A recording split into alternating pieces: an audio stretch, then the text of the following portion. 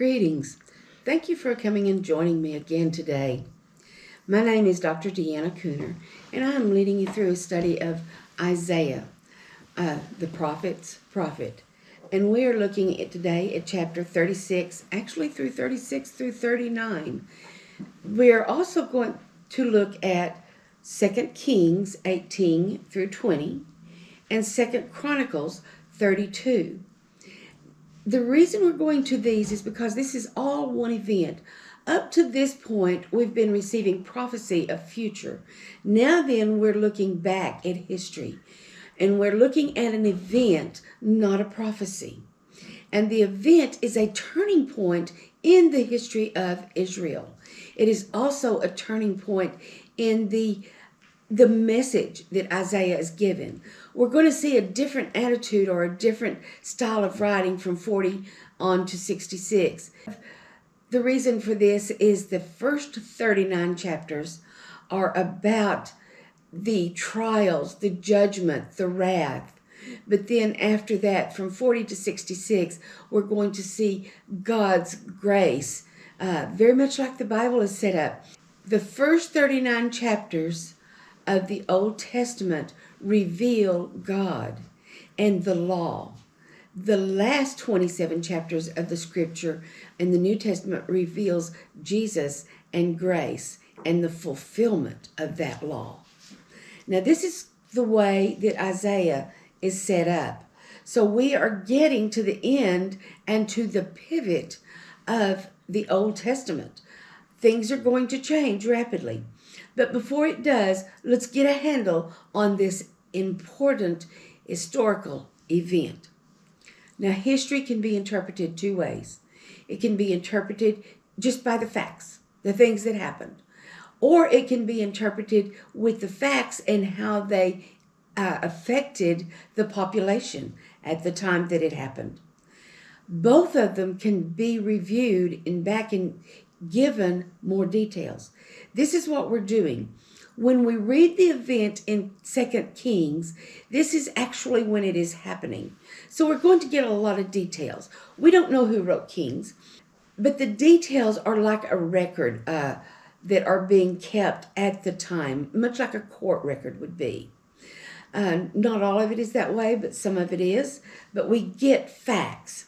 When we get into Chronicles, we get historical facts. This is written after event has happened. But when we get to Isaiah, we realize that he is talking about an event that happened around 715. Now, Isaiah is there.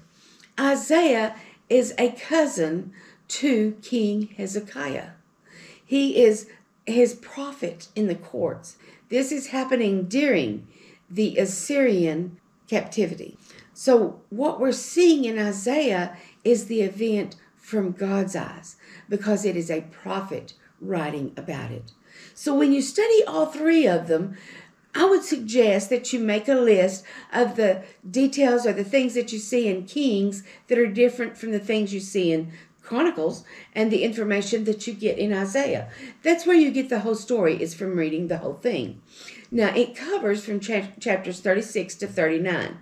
We're not going to go through all of those right now, but this is going to be an assignment for you to read these different accounts of this event.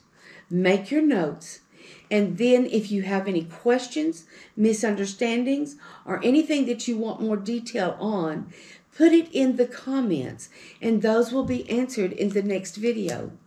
We will not get through the whole event in the next video, but we will look at the details of this story because it is so important. And it's not a story, it's an event. It really did happen. And it's a miraculous event. But it also shows us the heart of God. And it shows us what can happen when a leader relies upon the sovereignty of God. So take those, read them, make comments. The first one you're going to be looking at in chapter 36 is Rabshakeh's speech. Now, Rabshakeh is a title, not a name. This is an office he is filling.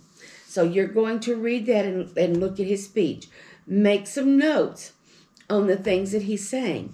and anything that stands out in particular.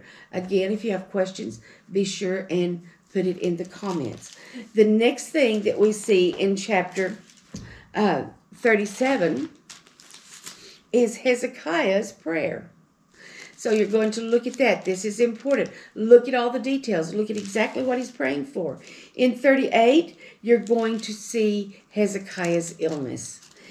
This is an important part of the event because it's going to lead to the next chapter in Israel's history, which is the Babylonian captivity. I appreciate you coming. I hope you enjoy your study on this event. As it happens, it is an exciting story.